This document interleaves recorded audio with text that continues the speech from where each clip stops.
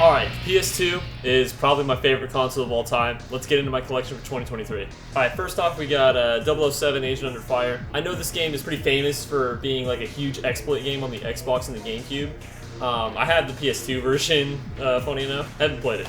Next I've got Activision Anthology. I don't know if there's more than one of these, but always good to have these compilation games. Alright, next I've got Alone in the Dark. This was kind of during the era of like weird, gritty reboots of older franchises. Haven't played it yet. I got this cheap in a lot. Alright, next up is Ace Combat 5. This was a pretty fun flight simulator game. I don't know which one's supposed to be the best, but this is the one I have, and I mean, it's a decent amount of fun. American Chopper 2. Yeah, that's right, they made more than one, and I'm surprised they even made one. I remember watching the show a little bit as a kid with my dad, and I'm sure the game is just as cringy. Alright, next up got ATV Off-Road Fury and ATV Off-Road Fury 2. Haven't played the first one, but I have played a bit of the second one. I thought it was just going to be some like crappy little, you know, quad racing game, kind of like a crappy version of like the MX versus ATV series. But actually, it's pretty cool what you can do with the camera angles in this game. You can really create some really cinematic shots of you just driving around in the wilderness. So I wouldn't be surprised if people made like music videos and stuff with just footage from this game. Alright, next I've got ATV Quad Power Racing 2. I'm sure it's just a crappier version of what I just showed you. Brunswick Bowling. It's like worse than Wii Bowling. Next I've got one of these like Buzz games. This is like the junior edition. I don't have the controllers for it, so it's unplayable for me, but or actually, well, maybe it is playable with the controller. I'm not sure. Haven't tried it. Haven't really had a need to try it. God, we are really not off to a great start. All my like major shovelware is kind of like stacked in the beginning. Next up we got the Chronicles of Narnia, Prince Caspian. It's, you know, it's actually a little better than I thought it was going to be. It's like a, how do I describe it? It's a co-op, like, action beat-em-up sort of game. It was kind of fun for like an hour, but there's just much better options out here than this. Okay, next up, Crash Bandicoot, The Wrath of Cortex. This was the very first PlayStation 2 game I ever owned. Not this specific copy, but the game itself. I've had a love-hate relationship with the game. Nowadays, I kind of just think it's mediocre. There's good things about it, there's really bad things about it. It's obvious that it just didn't have the time and attention that it needed. But it's always going to have a soft spot for me, just because it is the first PlayStation 2 game I ever owned. Crash Nitro Kart. This was, you know, the CTR clone on the PS2. I remember as a kid kind of liking it, just because, you know, the graphics were good, and oh, it's CTR, but it's on the PS2 now. No, this game is horrible. This is probably one of the worst Crash games ever created. It is straight up hot garbage. Alright, next up, Crash to Insanity. This is probably my favorite game of all time, tied with Crash 3. Granted, I don't think this is as good of a game, not even close to Crash 3. But just, you know, I have so much nostalgia for this game. I remember it coming out. I remember seeing advertisements in, you know, like newspapers, not newspapers, but like, you know, like store catalogs for this. And there's just so much weird history to this game, with it just not being what it's supposed to be, and just so much weird crap in the game, and just unfinished cutscenes and unfinished levels, and like the actual history of the game and the meta stuff about the game is almost more interesting than the game itself. But you know, I've probably beat this game over like 100 times at this point in my life, and I'll probably beat it 100 more. Alright, next up, Crash Tag Team Racing. What a terrible follow-up to Twinsanity. I mean, Twinsanity was already kind of a game, but this is just kind of unacceptably bad. Crash of the Titans. This is one I've grown more fondly of over the years. I used to not really like it as a kid just because it is so different from every other Crash game. It's really not a Crash game. It shares almost no similarities to any of the other Crash games, and the character designs are so much different. You know, I wouldn't be surprised if this started out as just a different franchise and they just put Crash into it. But otherwise, it's a good game, and you know, it's kind of funny, and it's not super long, it's not bloated, it's tight. I would say this game's very polished. There's no glitches, everything kind of works as it's intended. It's solid. Next up, I've got Crazy Taxi. I'd prefer to have the Dreamcast version, but I got this cheap, so whatever. Next up, I've got Dark Cloud 2. I think I got like an hour or two into this, right after like the title splash where you get out of the carnival. I don't know, I didn't really like the combat system. I didn't really like just the way it felt, so I might get back into it, probably not, we'll see. Art style's nice. Devil May Cry 1. This game is sick. It's so jank though, like so jank. Like this is the definition of jank. The controls are, you really got to get used to the controls, especially jumping with triangle. I do not understand that still. But once you get used to them, you've got a pretty fun game here. It can get pretty hard and there's some bullshit moments, but the atmosphere is so cool in this game. It's just so like gothic and like gross, and the bad voice acting is funny, and it's just like, this game's almost so bad it's good to me. But it's not really bad. I don't know how to describe it besides it's sick, and everyone should play this game. Devil May Cry 2 is probably the worst fucking sequel ever made. Alright, got Devil May Cry 3. I honestly, I know this is some people's favorite game in the series. I really didn't like it. I tried playing the first few levels and just wasn't into it. Especially, maybe it's because I started with the first game, and this game, it's different. It's really different in a lot of ways than the first game. The first game is kind of just its own thing. But yeah, I didn't really like it. Maybe I'll like Devil May Cry 4, and I know people say Devil May Cry 5 is supposed to be like the best game in the series. Maybe I'll like those games better, but yeah, I just couldn't get into this one. Dog's Life. I found this in a thrift store in Lake Tahoe. This is just a funny game, especially, it's weird that this game has like kind of a sizable speedrun community. Yeah, you can be a dog in this game and you can take shits on the street. So I mean, what else do you need? Dragon Quest 8. I think I got like 12 hours into this game and I just dropped it.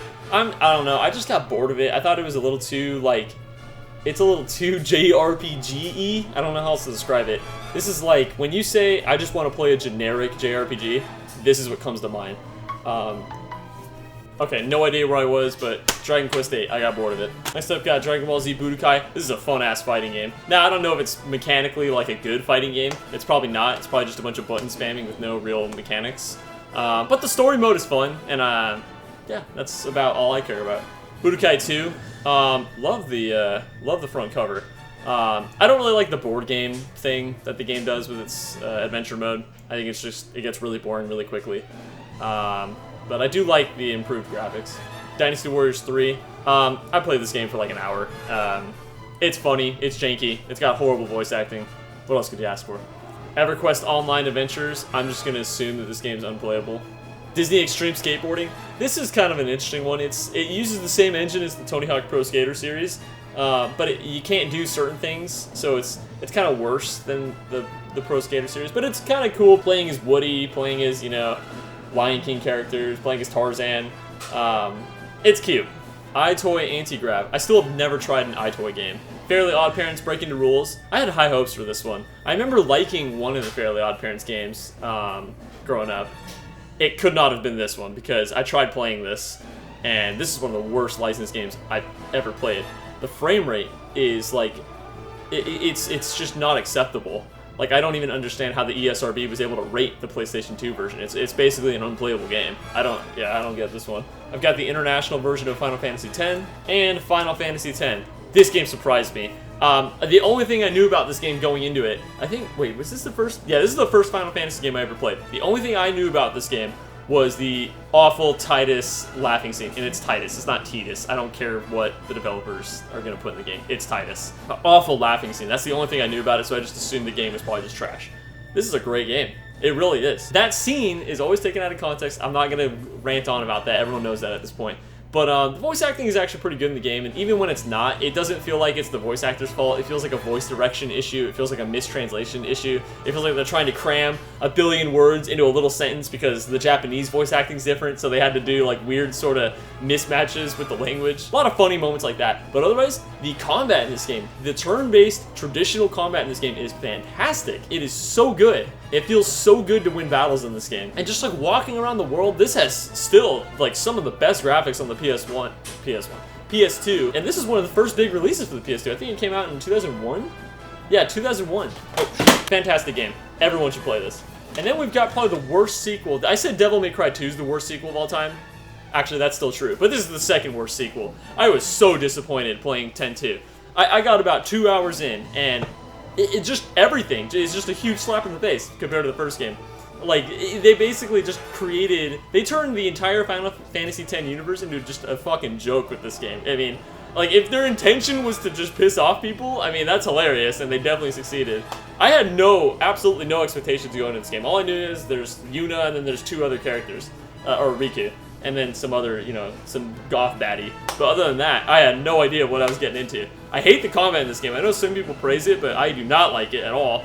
And just like that first opening cutscene, it's just so like, yeah, I don't know what they were thinking with that. Yeah, can't recommend. Final Fantasy XII. This game's kind of funny because if I remember correctly, yeah, I only have the demo disc. I went to a game store in Las Vegas, and I think I had literally like $7 in my pocket, and I was like, let me just get something in here.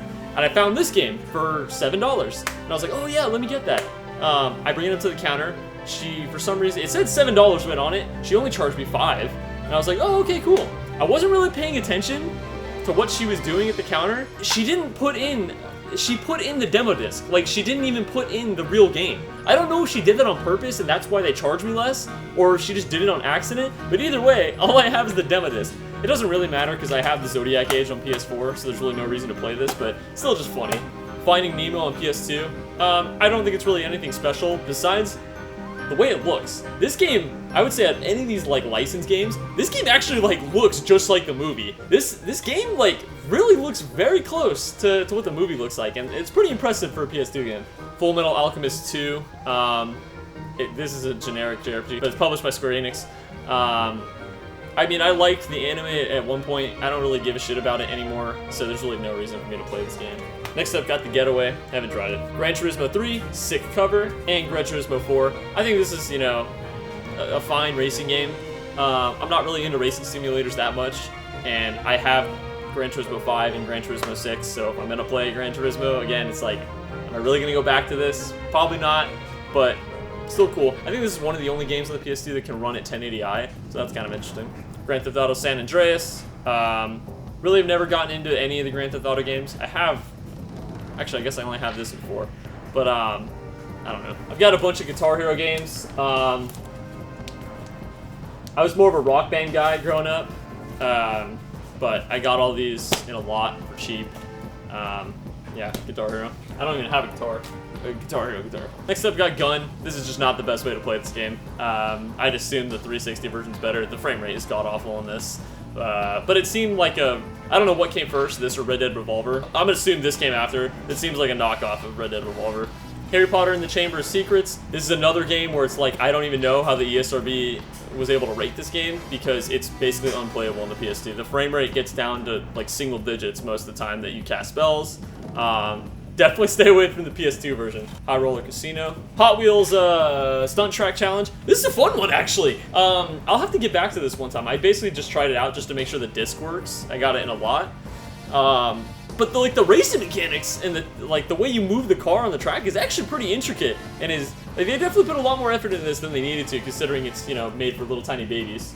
Ice Age: Dawn of the Dinosaurs. Haven't tried it. Will I ever try it? Maybe. I don't know. The Incredible Hulk. I was surprised to see this game, at least, it doesn't hit a consistent 60 FPS, but it tries to reach 60 FPS on the PS2 version, which I'd say is kind of impressive for a 2008 PlayStation 2 movie tie-in game that also came out on 360. I think it came out on PS3 and Wii. The Incredibles game, made by the same developers as Battle for Bikini Bottom and the SpongeBob movie game, and it kind of shows. You can kind of see how this game has like a similar sort of like way of movement and look to it as those games. It's just not as good. It's fine. Like, it's a fine movie tie-in game, but not something I'm gonna ever go back to. Got the Japanese copy of Jak and Daxter, the first game. Cool art. I think Jack looks a little extraño on the cover, but other than that, it's still cool to have. And then Jak and Daxter 1. Honestly, probably the best game on the PlayStation 1. Just gorgeous visuals, seamless levels. I mean, fantastic gameplay. The fact that it came out in 2001 is absolutely crazy to me. Like, you would think this is a late release PlayStation 1 game with just everything that's in it. God, Naughty Dog just used to be such a good developer. It's a shame what they're doing nowadays, but yeah, they really struck gold with this. Jak 2, I know a lot of people are really divisive on this game. I think this game is just as good as the first game. It's very different, and it definitely would not have been created had the video game market not changed. This game would have never been created. So in that way, it was not a natural progression for them to make this game.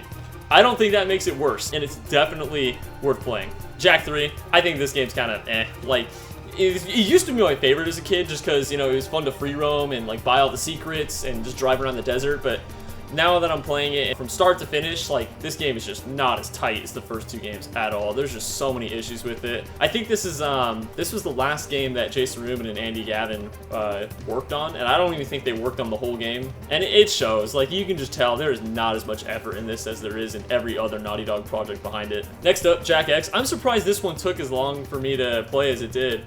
All the other Jak games and other Naughty Dog games I played all the time as a kid, I never played this one. And it's actually pretty good. The driving mechanics are really cool. I've never played a driving game that felt like this. And I honestly, not having Andy Gavin and Jason Rubin on the project at all, I'm surprised this thing was even, like, tolerable to play, but it's pretty fun. Katamari Damacy. Yeah, this game's strange. Kingdom Hearts 1. I just recently played this and beat it, and I really liked it. I thought it was just a very interesting concept. I've always heard about Kingdom Hearts over the years and how complicated the story is and how, like, weird the characters are and just, you know, how strange the concept is. And yeah, from the outside going in, it doesn't seem like the concept would work, but it's just cool running through these worlds. They don't really explain things to you in this game at all. They kind of just leave everything up to interpretation. And it's just fun. Like, it's just fun to run around these levels and kill enemies and just, like, play a game. It's fun to just play a game. There's no overly obnoxious cutscenes or anything, like, and I gotta say, this game still has some of the best character models I've ever seen in a video game. And it's impressive that they were able to have such high fidelity character models being rendered in real time on the PlayStation 2. I don't have nice things to say about Kingdom Hearts 2. I thought this was one of the worst openings to any game I've ever played, especially compared to the first game. This game is, at least from the first, like, 3-4 hours I played, I basically played until you get to be Sora and you move on from Roxas in the beginning. This is, like, the story and plot and just everything about this game is so stupid and pretentious to me. And the fact that you're basically not even playing a game, you're basically not even playing a video game for the first 4 hours of this game. You're just kind of walking through a giant cutscene. I think this game is fucking awful, and I never want to play it ever again. Chain of Memories, I don't know. I haven't played it. I know it's supposed to be, I think it's supposed to be the remake of, like, the Game Boy game, which is supposed to be the sequel to Kingdom Hearts 1. Honestly, I think at this point, I'm just going to stick to replaying Kingdom Hearts 1 and just ignore the rest of the series, and I think my brain is a lot healthier for that. Alright, got LEGO Star Wars 1 and LEGO Star Wars 2. These were fun growing up. These are really nostalgic games for me. These specifically, not the complete saga. I didn't really play the complete saga until after I'd already beaten each of these, and I'd say nowadays, if I'm going to replay these games, I'm just going to replay the original trilogy. I think this game has just tighter gameplay and just cooler levels. The original trilogy was a fine start, but there's really not really a reason for me to go back to this, which is why I don't like playing the complete saga, because I don't want to play those. I don't want to play the Phantom Menace. I don't want to play Episode 2. I don't want to play Episode 3. I just want to play the original trilogy. Alright, next up, got Luminous. This kind of seems like fancy, pretentious, like Metro Tetris. I don't really know how else to describe it. Interesting puzzle game, and cool music.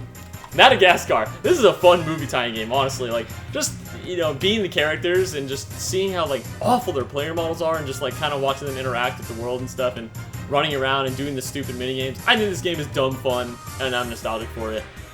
Interesting enough, I think it came out in 2005 or 2006, and it's still a blue disc, which is kind of crazy. But, yeah.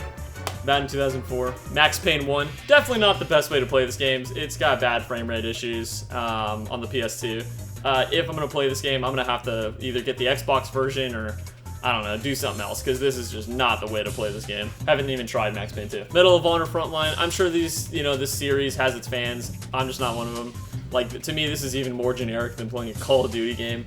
I'm sure some people like this series. I'm just not one of them. Mega Man Anniversary Collection. I actually bought this game very recently. They're still selling this game. At least, I don't know if they still are, but at least a year ago, they were selling this game brand new on Amazon still.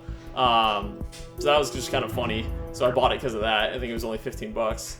But yeah, got all the Mega Man games on PS2. I don't collect any of the cartridge games, so it's good to have all of them just in one package. And pretty much everything I just said about Mega Man X Collection. Yeah, it's good to have the Mega Man X games. I think Mega Man, out of every single Mega Man game I've ever played, Mega Man X1 is the only game I've ever completed. So, Mega Man X Command Mission. This is one of the oldest games I've had in my collection. I remember this was my cousin's, and he had this game brand new when this game came out. Men in Black 2, Alien Escape. This game sucks. Metal Gear Solid 2. Honestly, I just couldn't get into the controls. I've heard, you know, that this game is more relevant nowadays than it ever has been, plot-wise and just, like, theme-wise, but yeah, I just couldn't get into the controls. I liked the first game, and I liked the controls in the first game, but just for some reason, I just couldn't get into this game. I don't know why. Metal Gear Solid 3, kind of the same issue as the second game. I just couldn't get into the controls at all. They just felt so janky to me, and not in like a tolerable way. Like, I was getting pissed off just playing the first level in both games. But like, I wasn't getting pissed off playing the first level in the first game. So I don't understand what my issue is with these second and third games. I know the third game has another version where it's like a third person perspective or over the shoulder perspective and not, you know, the traditional style. So I'll have to try that maybe. But yeah, I couldn't get into either of these Metal Gear Solid games. Midnight Club 2 seems like a fine racing game. I don't know. Midway Arcade Treasures. Again, it's always good to have these compilation games. MVP Baseball 2004. Yeah. Need for Speed Underground. I assume the Xbox version is probably the better version to play. This version runs at 30 FPS. I think the Xbox version might run at 60. If it doesn't, I don't really care. I'm not really into Need for Speed. NFL Blitz 02. I haven't played it, but I assume that, you know, if I'm going to be playing a sports game, it's going to be a game like this, a little more arcadey. NHL 2K7, who cares? Onimusha Warlords. I really wanted to like this game. Loved the atmosphere, loved the opening cutscene. Really got me hyped for this. And then it had tank controls, and I had to immediately shut off the game. Outlaw Golf 2. Persona 4. My copy is still sealed. When I inevitably play this game, I will unseal this copy. But until then, I'm going to keep it sealed. I love Persona 5. I know going backwards is typically not, you know, something that fans say to do. That you should start with the older games and go to the newest one. But I feel like this game is probably good enough where that doesn't matter. Yeah, some people say this game's better than Persona 5. Some people say it's worse. I'd like to try it for myself. Got some jam packs here. Ratatouille. Wait. Oh, okay, I do have this. This was actually like a kind of funny little platformer. I think it ran at 60 FPS, again, with these weird tie-in games running at 60 FPS.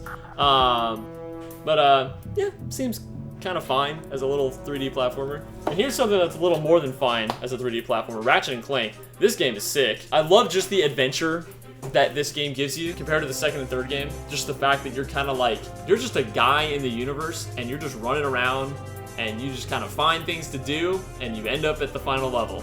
Like, there's no sort of overbearing plot. There are cutscenes and there is character moments, but the game's not force-feeding you to do anything at any moment. Like, it feels like you can kind of just go anywhere and do the game how you want. And I really like that about this game. I don't really like the controls. I think they're really, like, just sluggish and janky in the first game. Like, if this game had the control of the third game, oh my god, this would be my favorite game in the series.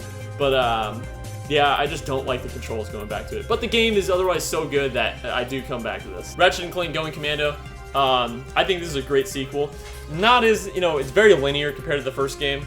But honestly, I think the controls and just the way gunplay was improved in this game really makes up for that. And I really, really love this game. But not as much as I love Up Your Arsenal. This is absolutely my favorite game in the series. Yeah, the plot is pretty stupid, and it's not as, you know, it doesn't have as intelligent humor as the first and second game. But oh my god, the controls and the gunplay in this game was just racked up to fucking a million. Like, this game is just so fun. It's so fun to just move around and destroy things in this game. It is the most linear game in the series, or at least in the original trilogy, but that's okay, because it's just fun to play. Ratchet Deadlocked, this is just a fun sort of action game. It's not really a platformer anymore, it's just a third-person shooter action game, and it's fun. Red Dead Revolver, again, I'm just going to assume the Xbox version is the better version to play, because there's just bad frame rate issues with this one. And this is one of those games, too, where it's like, Red Dead Redemption and Red Dead Redemption 2 exist, so is there really a reason to go back to this? Like, not really. I've got Rock Band only. I don't have any of the peripherals for this game, so it's kind of just useless, but I grew up with it. It's nostalgic. Rogue Galaxy. I tried to get into this one. I think I got probably almost halfway through the game, and just, I don't know, I just got bored of it. Not really into the characters. Not really into the way you use items, too. Like, for some reason, I don't know if I'm playing the game wrong, but I was just going bankrupt after every single boss battle. Because the way items work, they're scaled to your level. So it kind of makes it so that you barely get enough money ever, unless you're just going to grind and grind and grind and grind, to afford items to be able to keep continuing on and progressing. So you get stuck in this weird place where it doesn't really seem like you're ever progressing. It just seems like you're kind of just playing and just a linear game, and it's like almost like leveling up doesn't matter. I don't know, it's weird. Next up, Scooby-Doo and Scooby-Doo Night of 100 Frights. Again, this is just a fun little 3D platformer. Yeah. Sean Palmer's Pro Snowboarder. I think these were a little more popular in the early 2000s, where Tony Hawk's Pro Skater came out. Tony Hawk's Pro Skater came out, so they tried to branch off and make other things like this. I think they had Matt Hoffman's BMX, and then I think there might have been a surfing game like this. Anyways, I'm sure it's fun. Shrek the Third, it's just a worse version of Shrek 2. Silent Scope 3, like, this is one of those games where it just doesn't really work on console. This is one where you really need to play it in the arcade to really have fun with it. Sly Cooper 1. This is a great game. To me, this is like almost like a spiritual successor to Crash Bandicoot. As in, you know, it's just a fun sort of A to B linear hallway platformer, and it's really fun. I love sort of like the criminal aesthetic to the game. I love just, you know, the characters are great. The game's just whimsical, and it's a shame that it seems like they didn't have time to finish it, especially considering the fifth world is just a bunch of mini games. It's fun to go back to the first one. Sly 2, however, is a completely different beast. This is one of my favorite games on the system. Absolutely love the characters, love the plot in this game, love the gameplay. It's crazy how much of it, I think, of an improvement this game is over the first game. And it's so radically different. You would think, this is honestly like going from Jak 1 to Jak 2, except I would say this game is just so much better than Sly 1 in every regard. I love Sly 2. And kind of like the Jak and Daxter series, there's the third game. Yeah, I don't really understand what happened here. I just feel like gameplay-wise, they really took a step back on this game, and it's just not as fun as the second game or the first game. I think the way the plot works, where it's like the beginning of the end, you're just playing flashbacks through Sly's memory and stuff, it just makes it feel less important. Yeah, and the stakes just don't seem as high as the first game and the second game. I don't know. This is not a game I feel like going back to very often, and I don't think a lot of the missions are just really bad. Really, really bad. I would say it has the best first level out of any of the Sly trilogy. The Venice level is fantastic, and is definitely like the best opening level in any of these games. But that's like it. Every level after Venice is just like, it gets like almost worse and worse and worse to me. No. Next up, Sonic Heroes. I don't really like Sonic. Soul Calibur 2. I'm sure it's a fine fighting game. Spider-Man 2002. I remember playing this game in a, it was like a haircut place called, I think it was called Cool Cuts. They would have like video games you could play while you were getting your haircut as a kid. And this is one of the games I would play.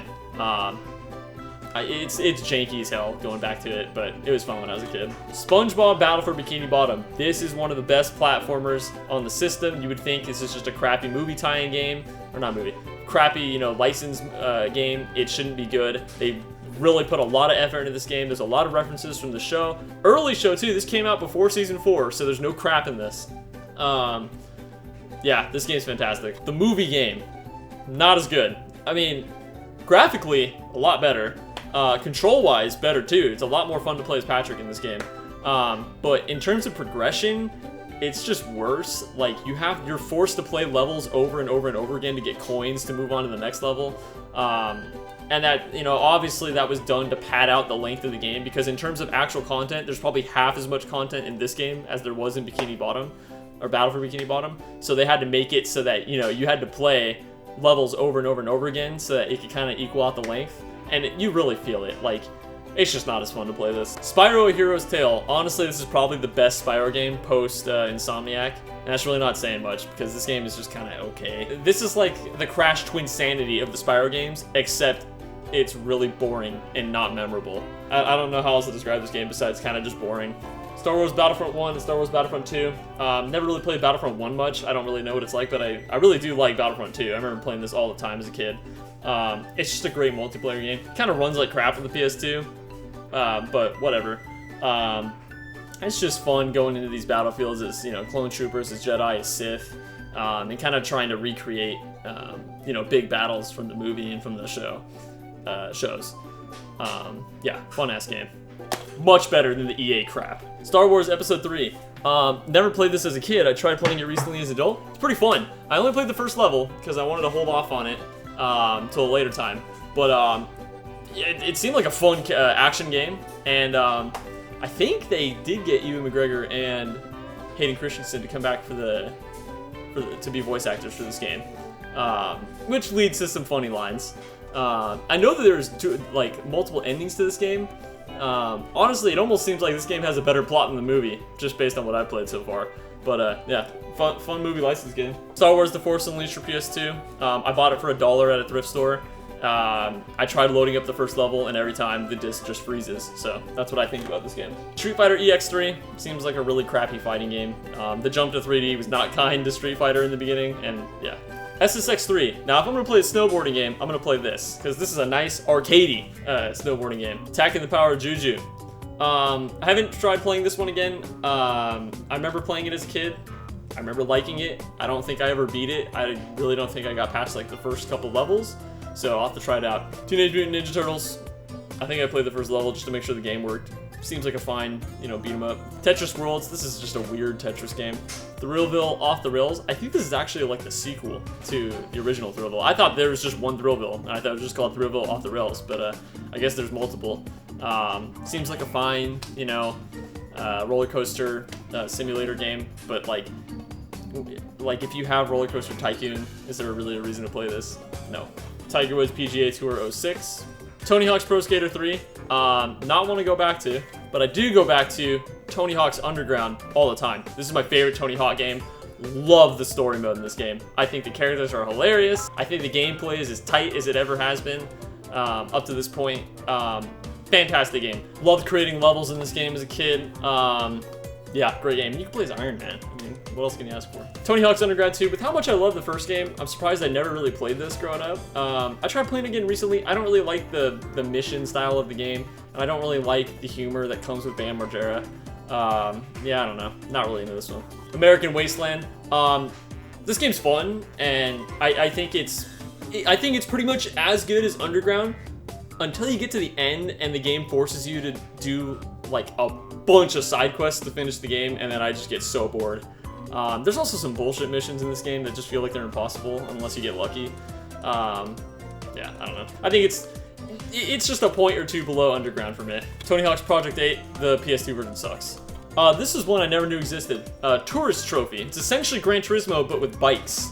And it seems just as high quality as Gran Turismo 4. It seems like they really did put in their highest effort to make a realistic motorcycle simulator. And if you're into that, you're into that. Toy Story 3, this version is different than the 360 PS3 version. This one is a more linear, just a platformer. Same fun for the hour or two I played on it. Again, this is one of those games that I found on Amazon for $15 brand new last year. And I just thought it was funny that they're still selling PlayStation 2 games brand new, so I picked it up. Transformers the game. This is one I'm super nostalgic for. The game is pretty crappy and janky. But the cutscenes are kind of strangely like intriguing and like almost like I would say the plot for this game is better than the movie. They cut out all the terrible filler with the human characters, and it's pretty much just focused on the Autobots and Decepticons. And I don't know, it's just kind of dumb fun. Ty the Tasmanian Tiger. I played about 30 minutes of the game and just hated the controls, so I dropped it. I'm really harsh when it comes to platformers. If they just don't feel right to play, I'm just gonna drop it. And finally, Wakeboarding Unleashed. Haven't tried it, and I got it for basically free. All right, guys, that was my PS2 collection for 2023. Thank you for watching.